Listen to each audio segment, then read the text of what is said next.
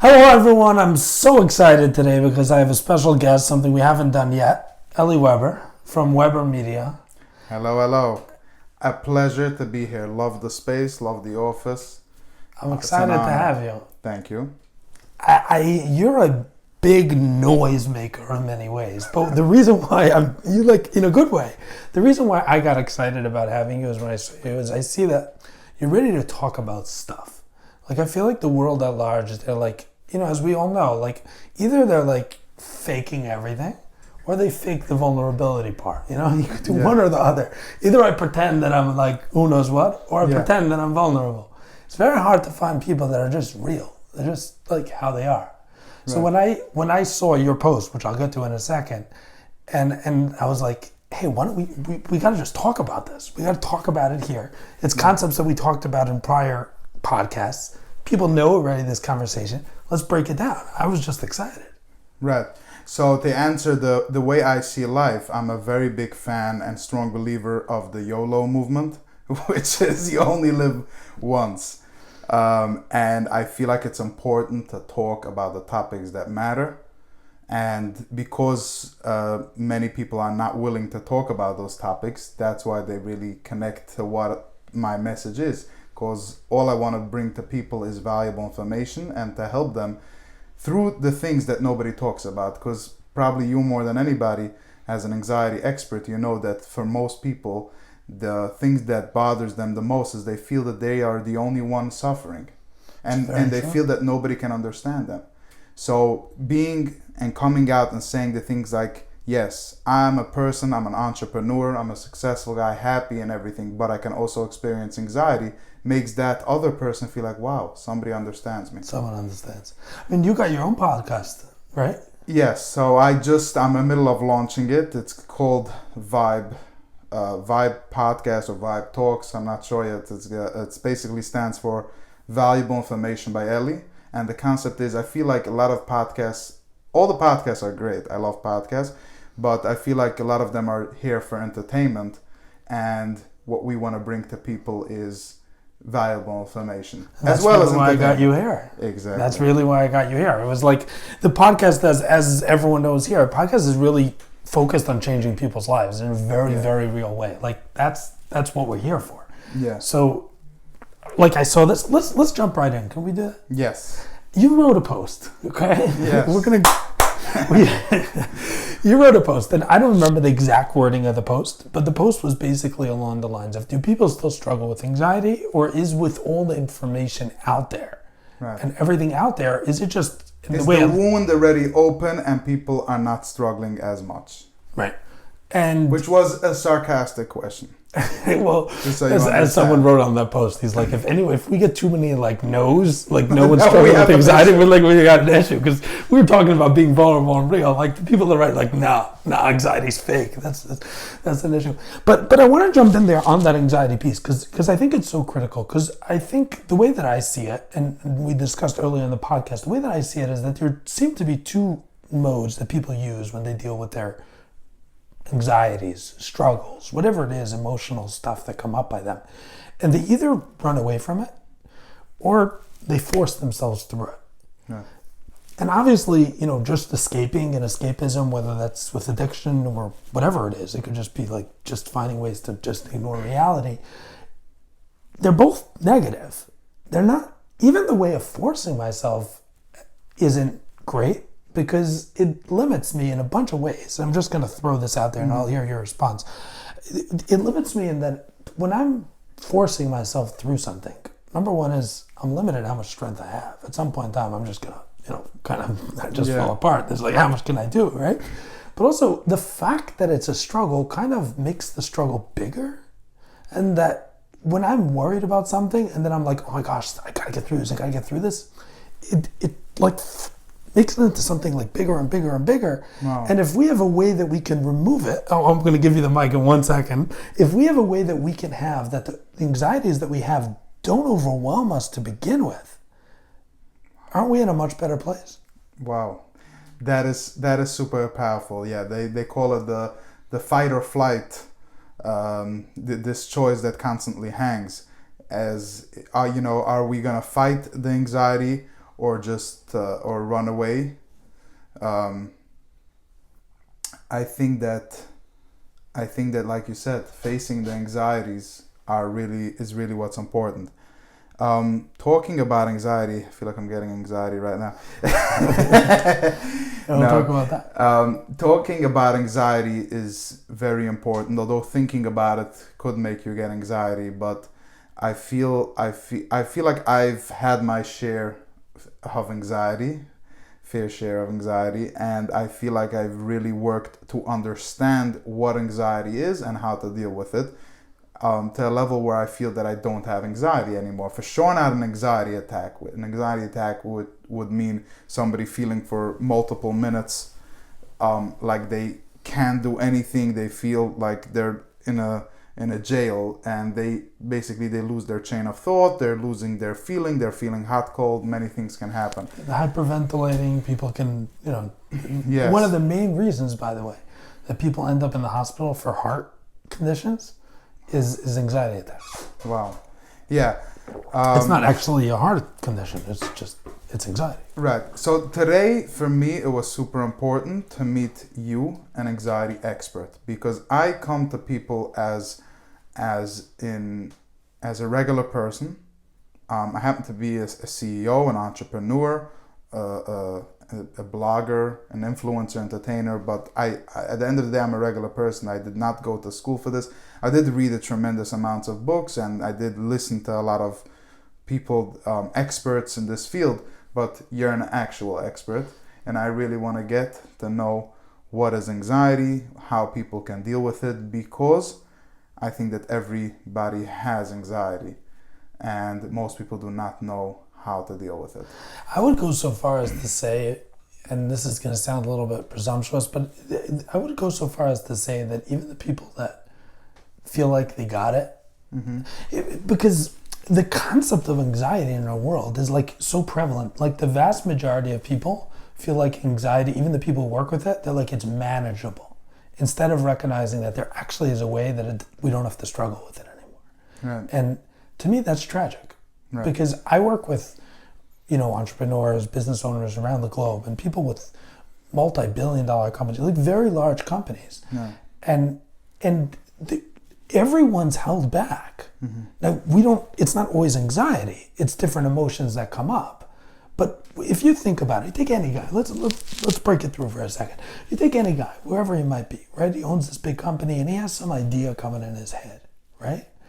It's a good idea. Good idea. Why doesn't it happen? Well, he doesn't know if X, he doesn't know Y, he doesn't know Z, he's not sure. So why doesn't he figure that out? Well, I don't know if I can. Everything at the end of the day comes to some roadblock that we have that holds us back from taking that step every single time. Wow. So it's not just anxiety. Right. It's what happens to our emotions when they hold us back. Can I say something and you tell me if it's similar to what you're saying? I think that most people simply don't think. Is it what you're saying? I don't know. Because if they would think, they would probably figure it out. I mean, I don't know that I would say people don't think, just because we're talking about people like, brilliant people. People are like known for their brilliance even. But when it comes to the emotional space, it's just a trap. It's like I only go so far, and then I get overwhelmed by those emotions. So this is a very important question. You're an expert. If you can explain in 60 seconds, what is anxiety? I hope this is not going to be oversimplification, but what anxiety really is, contrary to what most people think, is the body sending us a message about something that it feels is dangerous, so that we take care of it. That's all it is. It's just that when that message comes up, instead of it being like, oh yeah, my body's sending me a message, we're like, oh my God, this is a disaster. Right. So like someone's on a train, on a plane, and that's the example I often give. Someone's on a plane, and he feels uncomfortable. What does he tell himself? Oh my gosh, the plane's going to crash. Right? And let me ask you, the guy who's scared of flying on a plane, does he actually believe the plane's going to crash? No. So it's the thought. So is the problem that he's afraid of the plane crashing? Or is the problem that his thoughts are overwhelming him? His thoughts are overwhelming him. But what does everyone say when they have anxiety? I'm afraid of X. I'm afraid of Y. It's not true. You're overwhelmed by that thought, true. But you don't actually believe it. So you're saying they're blaming something that's not even right. You're saying they're blaming a certain thing that scares them, but even though if you ask them for real, do you think it's going to happen? They're going to say no. Why are they blaming something else then? So it gets why can't they just say my thoughts are just not working along with me today? Yeah, I mean, it would be better if we did. We would all be better for it. But the way the body reacts in general is that when any fear comes before cognition. So for example, if I Weber Media, and I'm not going to do it because I get water all over the place. But if I would like, you stick up your hands to block the way, right? Yeah. Do you think I was throwing it at you? I mean, hopefully not. No. So why do you put up your hands? And the reason why we put up our hands is because the way God created us is that in order to keep us safe, the idea of fear comes before cognition. Mm-hmm. So what that means is that I first feel scared, and then I understand why I'm scared. Mm-hmm. If every time I felt scared, I would start thinking, oh, is it really true? Right. So I'll walk in the street, a car's coming, I'll feel scared. I'll be like, hey, is it going to hit me? Is it not going to hit me? Okay, I'm not sure. By the time I'm done thinking, the car ran me over and I'm dead, right? So we have to have that the fear comes before cognition. What we're used to doing, and when that works well, is there's an actual danger. I feel that fear, right? There's an actual danger. So what do? I go away from it. But what happens if that fear isn't real? Right. What happens if there isn't a car coming? Right. That's when the danger comes in. And that's really what anxiety is. If you would have to understand the difference between anxiety and just fear, I think I would say that fear is there's something here that's going to happen. Anxiety is there isn't anything here, but I'm scared anyway. Yeah. I remember this was about a year ago. My 5-year-old brother went missing Friday night after shul. And we were, okay, you know how it goes. A kid's missing, we look in the shul, we look in the other shul, we check in the parks, we check at home. After 30 minutes, we couldn't find him. I remember getting, I guess maybe, but it was fear, anxiety, but it really started like boiling, like, okay, you know, this is dangerous. Where's my brother? My father's looking for him, my family, what's going to happen? You know, the worst starts coming to mind. But I remember telling myself in that moment that, Eli, if you want to be productive in this moment, you having a panic attack is for sure not going to be the right thing to do. If you want to be productive and you want to be able to look for him, find him, maybe keep your siblings calm, you have to stay calm. So many times I've noticed that, like you said, when we give ourselves the 2 cents to explain what is happening right now. So somebody's taking a flight. Now that's okay. It's something out of the ordinary. So it's okay if they have a little bit of a reaction, if they're a little bit nervous. Or maybe it's not okay. But if it happens, fly every day, so it gets difficult. Right. But then again, the reason why they are getting a little bit of fear or anxiety is because they're doing something out of the usual. So an average person travels once a week. It's not necessarily so if they can give themselves like fear of flying is its own world, so I'm going to do some pushback there, but the point remains. But if they can give themselves 2 cents by saying that, okay, I understand that I'm in an unordinary frame, but I still want to choose to enjoy this moment, then they just spoke to their anxiety. Yeah, no, I think there's a lot of truth to that, in that the more that we separate our anxiety from ourselves, the healthier we are. Right. So the more we recognize that our anxiety isn't me, right? And I think that's really the key concept that you're touching on. Yes. The more I recognize anxiety isn't me, anxiety is talking to me. It's not I am anxious. It's I feel anxious. Right. I feel anxious. Yeah. We talked about this with Roni and just the other podcast when he said the concept. He's like, in Hebrew we say kar li. Mm-hmm. It's cold to me. So instead of like I'm cold, it's cold to me. Wow. He's like, with anxiety, imagine it was like, there's anxiety to me. It's so powerful. Right? Yes. That's, by the way, I'm going to say this. One of the reasons why I am so calm all the time and I feel like I have clarity in my mind is because I learned this thing that when something happens, it's not that I'm nervous, I'm anxious, I'm all these things. It's that I'm experiencing the feeling. It's that I'm experiencing anxiousness. I'm experiencing fear, worry, all these things. It's not that I am.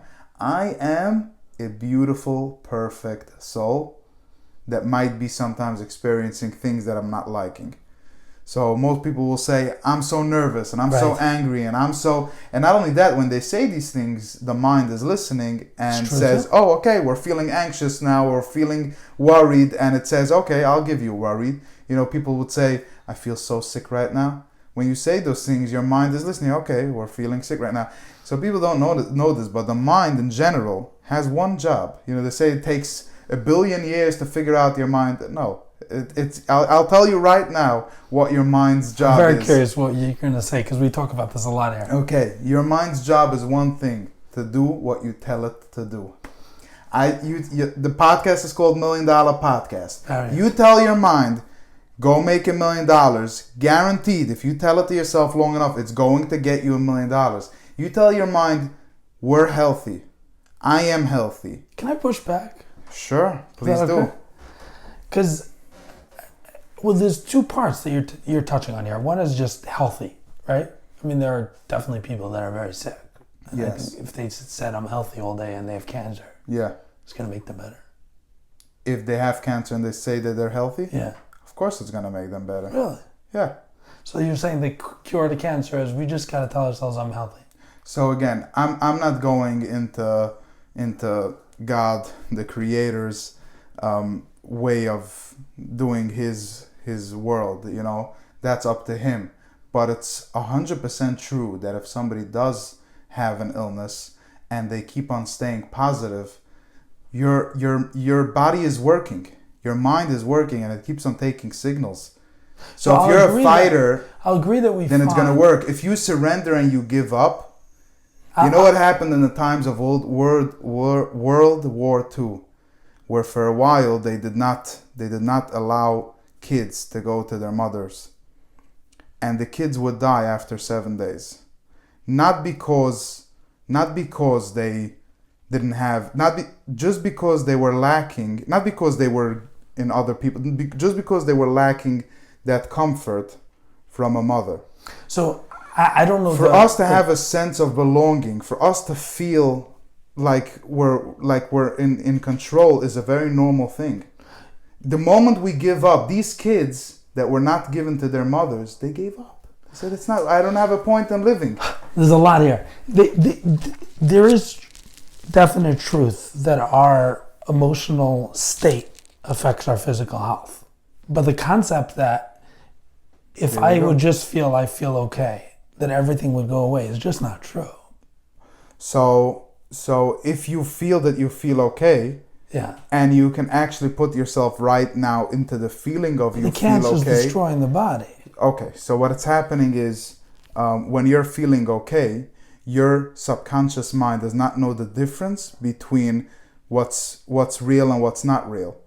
So if I am not feeling well right now, and I keep telling my mind, we're feeling great, I'm feeling great, and I'm actually feeling the feeling of me feeling great, then I will start feeling great. My mind does not know the difference. But it's not. And by the way, this is not my own thing. I know it's a very deep thing to say. This is all backed by Joe Dispenza, the legendary Joe Dispenza, which has his own school and his own laboratories and his own years of research that explains this topic. My problem with what you're saying is I think that sometimes there are concepts that are good concepts, and then when they're taken out of their bounds, that's when I think that the trouble comes.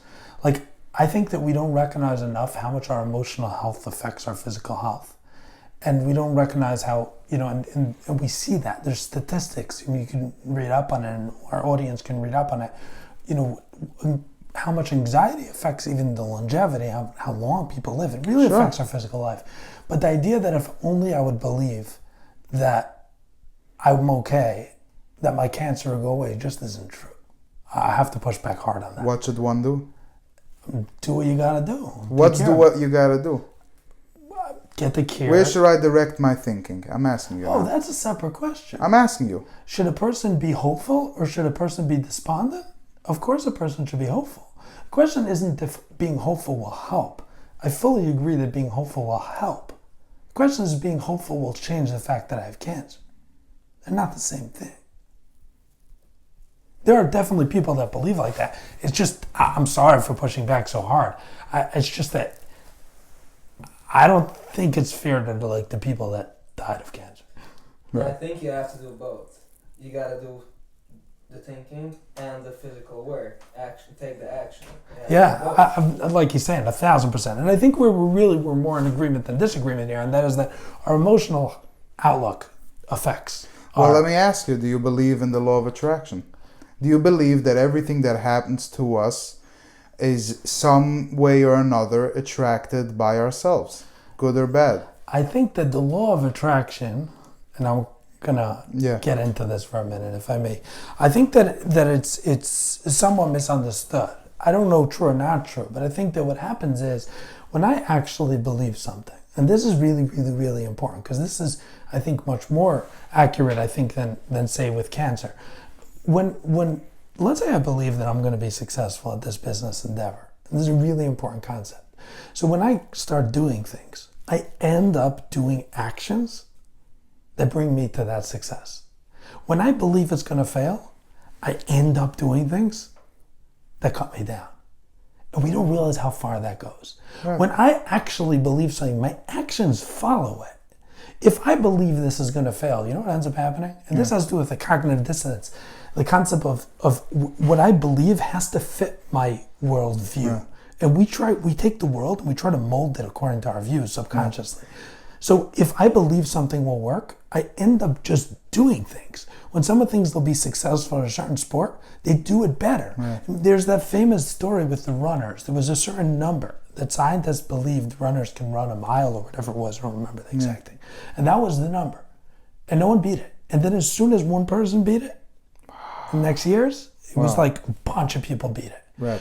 We put constraints on ourselves based on our beliefs. We're in full agreement, okay? Right. No, that's the beautiful. question just is, but I believe that the law of attraction, as people use it, I think is often misunderstood personally.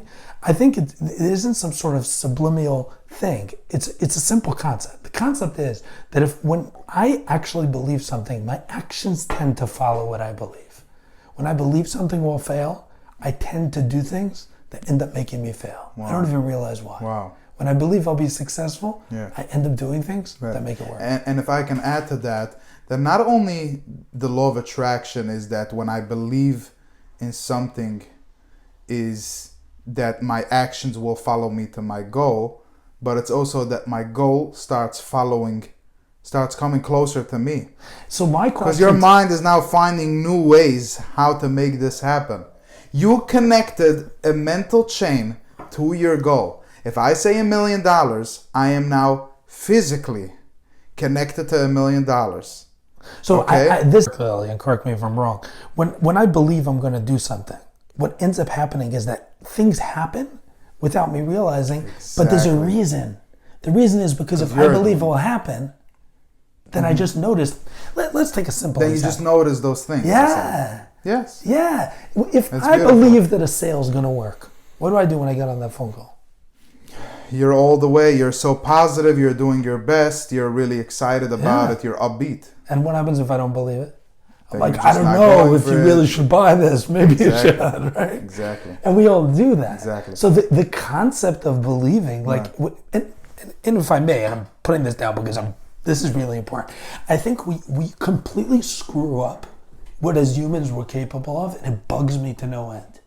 What we're capable of is so beyond ridiculous, and the things that hold us back is my own stupid ideas that's based on my trauma and my experience. It's not our fault, but they're all stupidity. Like, really? You can't make that $1 million? Can't make that $1 billion? I'm working with people that are making billions of dollars, but the companies are huge. Wow. They're not smarter than a lot of people out there. Right. So why is it that guy's successful? I'm sorry I'm getting so upset about this. Why is it that guy's successful and that guy's not? It's not because he has better ideas. That guy has gotten so many limits, unfortunately. Yeah. The sky is not the limit, your mind is. Your mind's the limit. It's a very good line. The sky's not the limit, your mind's the limit. It's really true. It's really, really, really true. And it's sad as well because, like, we put such constraints on ourselves. Like why? Like, why? And this has to do with trauma and things that we talk about on the podcast so often, and we'll get back into it. I needed to bring Eli on, but we'll get back into it. We'll go through all those processes and exactly what you could do. But it's our own stuff that get in the way. Anxiety, by definition, is not reality becoming reality. So I wanna go back for a moment, because my message many times to people that are not feeling well or they're not doing well is I tell them, don't change anything, just change the way you think. And I've noticed even for myself that many times throughout the winter, if I didn't feel well, and I notice how when I don't feel well, I start getting that a little bit fear or a little bit anxiety, like, oh, we're not feeling well, it's not good. And then I just change my thought to saying, it's okay, we're feeling perfectly fine. Maybe the body needs a break now of an hour or two, but you should be fine. Give it a couple of minutes. And I've noticed that for me, it worked every time. I feel like I have mind over matter. I feel like my mind really keeps me in check and really wants the best for me. My subconscious is working for me, not against me. So I'm going to agree with you, and I think it's important to be clear about this. Like, we're not disagreeing on this. In other words, there's a tremendous power that we have in our mind. Tremendous. And there's many stories with people that had cancer and cured it, by the way. Yeah, but, and this you goes can also, always throw data points out there. It's not data points, it's just stories. This is also in the Jewish history. You have so many stories where a person went to a holy rabbi, and they were able to, the rabbi said, do this and that and believe in God, and your child will be saved. Well, and you will I be think saved. that's because of the spiritual idea that the things are coming through a spiritual because they sense. believed. All the tzaddikim said one thing in common: believe. Yeah, but I think believe in God. Yeah, but I think that's more in the merit of the belief that a cure will come. I think the real truth is that we're not really disagreeing on the vast majority of stuff. And that is, if I don't feel that well that day, right? I don't feel so well, and I'm able to get myself mind over matter, there's no question. We all know in our lives, we're able to accomplish much more. We're able to feel better. It's just how it works. And I'll give you a story, by the way, that's really, really powerful. Yeah. It's nuts. But just saying this first. It's a crazy story. But I think there's a vast difference between I have a cold or whatever it is and someone whose body's just collapsing on them. But let me tell you a story that's to your point, and I think is so powerful. I have different health conditions. Thank God I'm doing well, but I had a history of health conditions for a while. And there was one time, my doctor calls me up and he says, how have you been feeling? And I'm like, Doc, I'll be honest, like, I'm just not feeling well. And he says, well, that makes sense because your potassium levels are very low. I said, I hear, right? I mean, I guess so, right? I said, look, everything aches. And he's like, yeah, when your potassium gets low, like your joints ache and it really it's a big deal. So I said, okay. He says, no big deal. I'll give you, potassium you can take in pill form. And we're good. Now, potassium is very, very delicate. So I think the normal number is between 3.3 and 4, if I remember correctly. And I could be wrong, so don't follow my medical advice here.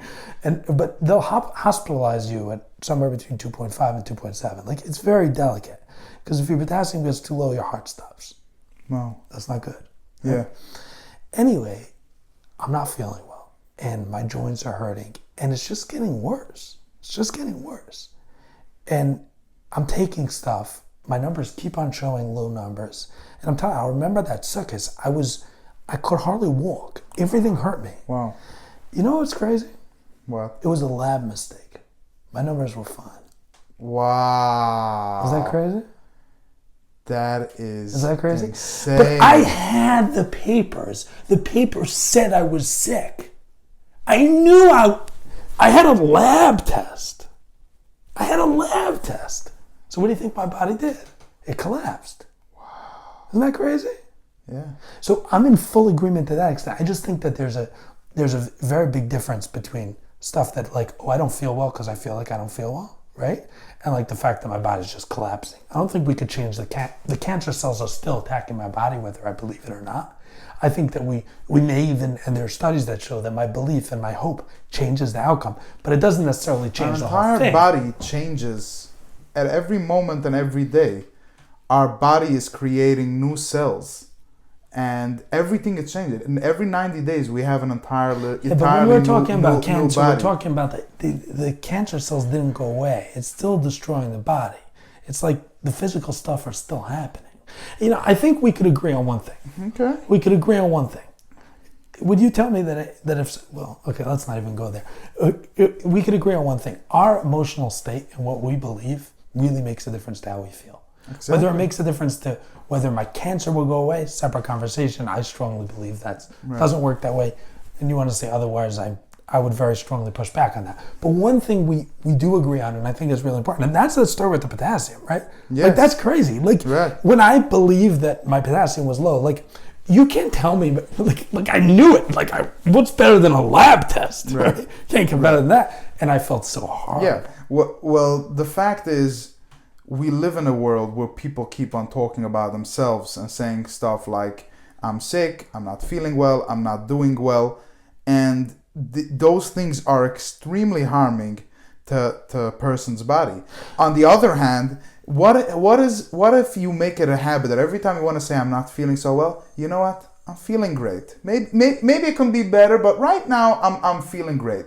I'm feeling good. I'm feeling good about myself. I'm feeling healthy. I'm feeling, I'm feeling like I have everything. I'm feeling abundance, right? If you keep on telling yourself these things, your mind is listening. Your mind doesn't know much. It's just listening. It's taking messages. And if you can put on that positive message, then eventually you will start feeling that. Because your thoughts trigger feelings. No, that's what happens to everybody. I'm with you. So fill yourself with positive There's thoughts. no question that filling yourself with positive thoughts makes a major difference. There's no question. Thank you. And there's no question. No, I fully agree. And there's no question that the things that hold back. And that's my message. And I love your message. Keep thinking positive. Take out the negativity. And we live in a world where I understand most self-help books that I've read start off the book by saying, listen, guys, you've been tricked. You think a lot of negativity. The reason why is throughout all the history, we've been in survival mode, trying to survive, trying to belong. There's been so many times in history where things weren't stable. There were wars, there were executions, there were many things. So our body is constantly in protection mode. Therefore, we live with a certain fear or anxiety. It's in our blood. But what if I say everything is fine? Everything is fine. I'll be doing well even if there's a recession. I'll be doing well even if there's COVID. I'll be doing well even if something terrible happens. I'll be doing well because I'm a well person. That's where we become super powerful. We become a lot stronger than what everybody around us is doing and feeling. You become part of the 5% of people or the 2% of people that are really just living a prosperous life in every way possible. Yeah, and I don't disagree with this. And I think what we really have to get to, and we're going here for a while, but I think what we really have to get to here, and that's really the core, really where we both come together on the concept, and that is that anxiety by definition isn't real. Right? If someone, let's say, has cancer, right? So he has cancer and he feels like he has cancer, that's one conversation. Then there's a conversation about what about all the other stuff that we put on ourselves? And I think that's where we see eye to eye. Even if I don't feel well, let's say my throat hurts and I feel a little worn down, does that mean I can't function? Right. Does that mean I'm dead? I have a question for you. Please. This is a question that I get a lot from friends. I have my method of what I tell them, but I'm going to ask you this question. If somebody is fearing cancer, what should he do? We could talk about how to recognize, in short, but that's really so much this podcast where we talk about this. Mm-hmm. So there's a lot of, in detail, but in short, having cancer is a big deal to me. Mm-hmm. So when I think about cancer, my body, whose job is to protect me, sends me messages to be scared so that I'll do something about it. Doesn't mean cancer is coming. Doesn't mean anything. It's a message. Cool. Thank you for sending me that message. Wow. Where do we go with that? We took that, and that's where we're really going with this. We took those ideas, and it's so part of our DNA. Yeah. Not DNA, but it's so part of who we are at this point, that when we have thoughts, they are something. Right. They aren't anything. Exactly. So that is very, very well said. And this was something that I used for myself for a while. I was very afraid of specifically cancer, and I had friends that had the same issue, and this is how I walked them through this, which is that whenever you're thinking about cancer, like you said, recognizing that yes, this is something to take serious because this is a very strong illness today and many people are struggling with it, and it's a very dangerous thing. But that being said, recognize right now in the moment you are healthy. So whenever you're thinking fear of cancer, replace that thought with something, and that is, thank God that I'm healthy. And after a while, instead of thinking I have cancer, you're going to be thinking, thank God I'm healthy. And that's that's after a while, that's all you're going to be thinking. So I think that's where the piece that we're really coming together on is the fears and the things that hold us back in life aren't reality. Wow. They're not. Wow. They're the ideas that we put on ourselves. So we're all cancer free. is a separate conversation. Exactly. Right. Exactly. If someone's dying and they don't have a hand, they don't have a hand. It's not the point. Right. The point is the guy who doesn't have a hand. There's a guy in this store over here that every time I come in, I'm blown away. You ever went to MPGS over there in Jackson? Yes. There's a guy there who doesn't have a hand. He stocks shelves like no one stocks shelves. Wow. I'm telling you, I would say something to the guy. I'm never sure if I should. I don't want to think I'm like, whatever. I look at him, he inspires me to the moon. Right. How does a guy who doesn't have a hand believe that he can do it? Wow. Okay, so Yisroel, let's get to some tactics that people can use in day-to-day life. And let's go over this. If somebody's having anxiety right now, and they keep on saying, I have anxiety, I'm so anxious, and I don't know what to do, what should they do? So I think that there's obviously a long conversation, but the one thing that if someone's listening to one podcast, one person to realize is we have to do away with the concept that I have this sort of, like people say, I have limiting beliefs. You don't have limiting beliefs because you don't even believe them. So what does that mean you have limiting beliefs? Like the people that say, I don't believe in God, you just said you believe in God. Yeah, I was saying, we put these beliefs on, they're not beliefs. You had a thought, and that thought is holding you back. Right. That doesn't mean you believe it. Right. So do you believe that you don't know how to do this? Yeah. Right? So we have, the first step in breaking away from any of this stuff is recognizing that my body is there to protect me. And my body will send me messages to protect me based on things that concern me, so that I should stay away from That's them. very powerful. It doesn't mean that anything will happen. It means my body's sending me a message. It's so beautiful. I want to just say this because this really helped me in the beginning of my journey. The legendary Tony Robbins always says, do something. Take a physical action. And a physical action will follow a mental action, which will follow a thought and a feeling, of course. He says, do something and that will give you a feeling. Right. Or they say, do something and that something will give you power. And that is super important because most people that I meet that are complaining about life or anxiety, they're stuck. They're not doing anything. Right. They're on a standstill. So that's beautiful. The other thing I want to talk about positivity, which is if somebody wants to use their mind to really create and build something, do you believe in that, or what can they do to achieve success through positive thinking? I actually believe not more than anyone else, maybe you believe more than me, in the ability of every one of us. I'm boggled by the power of each individual, and it's the biggest tragedy in the world is how little we think we can accomplish. Like, straight up. There's nothing that's a bigger tragedy than that. Nothing. There's no greater tragedy in this world than the amount that we believe we can't do. Right. Like for real. Like, what do you want to do? You want to make $1 billion? So why can't you make another $1 billion? Right. My friend Shmili just told me. My friend Shmili, he said that whatever you think, try this for a while. Whatever you think bigger. It's a good line. Think bigger, right? For a little bit, right? For a little bit. Think bigger. You want to have this huge $1 million company. Think 10 million. don't cap it. Whatever you want to do. You want to have a good life. What's a good life to you? $1 million mansion? Don't cap it by $1 million. Say $5 million mansion. You know what I'm saying? Right. And I think it's just to train the mind to always go bigger. Don't limit yourself to a little apartment. Why would you ever do that? I think we have to separate. You're already dreaming. Dream big. Dream big, right? I think we have to separate, and I think this is the point you're getting at as well. We have to separate the idea of I need from what I feel like I can do. Wow. It's not about, oh my God, if I don't get $10 billion, I'm not happy. It just means, is it within me? Like a person, I put up my first podcast that I put out was about a guy, and he was whatever. What we could listen to, everyone should listen to it. It's very powerful, by the way. Yeah. The first podcast that I put down, exactly. First podcast I put out. It's like if we would break down. It's like, okay, you want to do this. Okay, what would it take to get that done? Right? What's the step before? And there's always a step that's within my ability. Yeah. Right? And when you nail down that step, then the next question is, so why am I not doing that? It's always emotional. Wow. Every single time. It's never about I can't. Never. There's always a step that's in our hands that we end up not doing because there's an emotional place that we block out of that. If we were able to get that freedom, like those things aren't holding me back, then I'm able to take that steps. I'm not saying everyone could be a trillionaire. It's not the point. The point is you can take the steps and you have the capability to take the steps. What will end up getting in the way in life?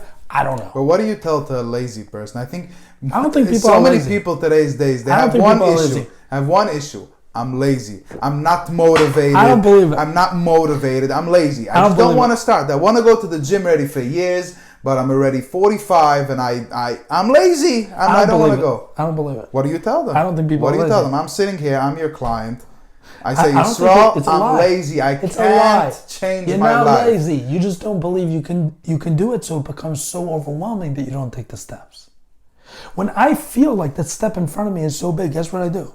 I give up. And then I'm like, then I blame it on being lazy. Wow. It was never, I blame it on the laziness because the step that I need to take is so big in my mind. Right. And that step, and that wasn't, if I would be able to get past that place, it wouldn't be so hard. So is it really laziness? Or is it the steps in front of me feel like they're too big? I want to step on a sensitive topic, which is asked a lot, and unfortunately I can give my 2 cents, but I don't know professional opinion on this, which is people that have anxiety, should they take medication or not? I don't know if I should go here just because it's not in my scope. I'm just going to say one thing. Yeah. People suffer their whole lives, and sometimes they could have taken medication to help them out, and it seems ridiculous. Like, why in the world wouldn't we be doing that if you would be able to live right? And what's the medication doing, if you want to touch on that? So medication has to do with the chemical imbalance. Not imbalance, which is a whole separate conversation because it's not actually a real thing, but which we could talk about. But the chemical imbalance wasn't even a real hypothesis. Even it was taken to mean something. But separate, we'll have to do a podcast on that. but what it does is it helps the different chemicals fuse. So when a person's in a better space, certain chemicals fuse together better. So the medication just helps it happen. That's why if someone's in a better space, medication won't make them better. It doesn't give you a high. So you don't think it's bad? You're saying it is? I'm saying no. It's powerful what you said. That a lot of people could have avoided a lot through taking. Why would you want to talk to me about this issue, that issue of medication? You're afraid of this, and there's different medications. Most of the medications out there that they'll give on a basic level are really, really safe medications. But even medications that are less safe, the guy ends up struggling for 20 years. That's better. And medication is something that can help them get off the anxiety, or can it help the anxiety go away, or this is just temporary? Medication will often, depending on where it's coming from, it'll take the sting away, often, and sometimes that allows me to do the work that's necessary. Sometimes medication will be the difference between living a healthy life and not. And some people have to stay on it for life? Let's say. Wow. Why is that?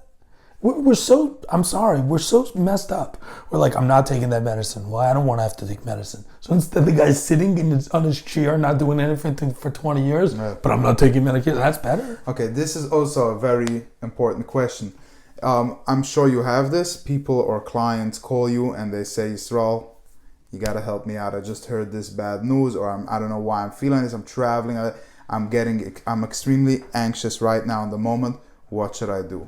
So that's the thing. The work that I really do with clients is create a long-term, their entire life, anxiety stops affecting them. That's really what I do. Wow. So it gets a little different than what should I do now. What happens is as we go through it, like the way I work with people, it's more calm in general. Well, the thoughts and their emotions that come up, don't hold them back. Don't hold them back. Wow. So I could be going somewhere and it feels like, I remember when I was... You're not just solving the problem, you're changing them. Yeah. You're in a space where you have freedom. And everybody can do that. Everybody can be a changed person. I think 100%. Wow. I think 100%. I remember when I had some event, they hired me to give this, whatever, these courses, people around the globe, right? I wasn't used to that. I was seeing my clients over here, and it was the day before, and it was like, I felt like all nervous. I'm like, Yisroel, like, what's up? Like, wow. I'm like, yeah, this is a new thing to me. I'm not used to it. Right. So it makes me feel nervous. I still know I'm going to do well. They don't go together. You know what? I'm going to go in one more piece here, right? The whole concept with like people screaming about the issue with having like they don't believe that they actually can succeed, right? So the imposter syndrome, right? Imposter syndrome. Imposter syndrome is a normal feeling. It doesn't mean you're an imposter.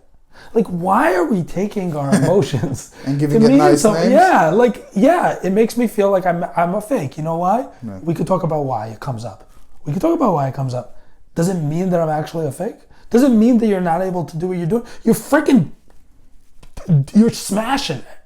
Right? Does it mean that you're not? Like, so it's just to bring out the concept, and obviously it's a longer conversation. We talk about it in all the different episodes, as everyone knows, but there's this concept of us getting so stuck in like our beliefs becoming a something, and they aren't. We are capable. We are able. Okay, so let's get in the way. Yeah, let's get the question, which is gonna go shout out to the beautiful LinkedIn community. Love them. Yeah. They're a lot more active than we thought, right? I mean, some people say, is it active, is it not? Are people real over there? It's beautiful community. LinkedIn's a beautiful community. LinkedIn is beautiful. You go into other places and you feel like you walked into like middle of some I don't know.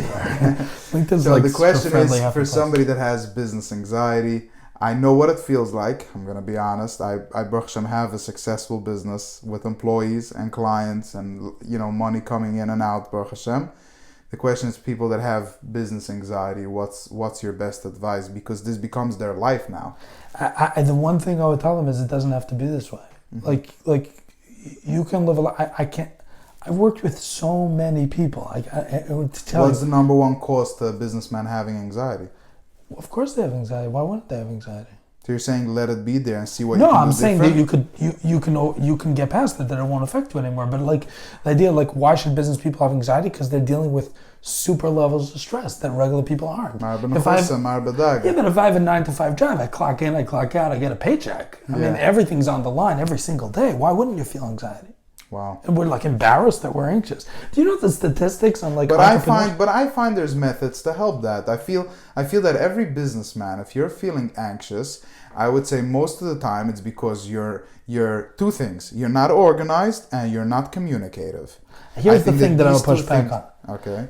I think all the answers to what I could do in the moment, we could take care of it, that you don't have to have those answers. Yeah, I understand. But not everybody still can afford you. People are looking that's why we do the podcast. People, we're sharing here valuable information. Exactly. We're sharing $1 million information. We're going free today. Right. What should I do? I'm a businessman struggling with anxiety.